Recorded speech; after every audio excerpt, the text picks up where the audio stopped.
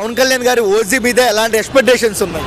Expectations అంటే ఇప్పుడు నార్మల్గా చూస్తేనే ఆయన గ్యాంగ్స్టర్లా ఉంటారు, ఇంకా ఓజీలో గ్యాంగ్స్టర్ లాగా వస్తున్నారు కదా. గబ్బర్ సింగ్ సర్దార్ గబ్బర్ సింగ్లోనే నార్మల్ గన్స్తో వెపన్స్తో వస్తేనే బ్లాస్ట్ అయిపోయింది థియేటర్ అంతా. ఇప్పుడు ఇంకా ఓజీలో వచ్చాడంటే ఇంకా ఆ డైరెక్టర్ గారు చాలా గన్స్ ఇస్తున్నారు. ఇంకా ఎలా ఉంటుందంటే ఒక్కొక్క ఫ్యాన్ వచ్చేసి గన్స్ తీసుకొని వెళ్ళిపోతారు మన గ్యాంగ్స్టర్స్ అందరూ. థియేటర్ బ్లాక్స్ అంటారా ఆ గన్స్తో ఓజీలో? మొత్తం ఇప్పుడు కేజీఎఫ్లో ఉంది కదా పెద్దమ్మ, దానికి వస్తుంది అనమాట ఓజీలో వస్తుంది. అంటే కళ్యాణ్ గారు లుక్లో ఎలా అనిపించారు గ్యాంగ్స్టర్ లుక్లో?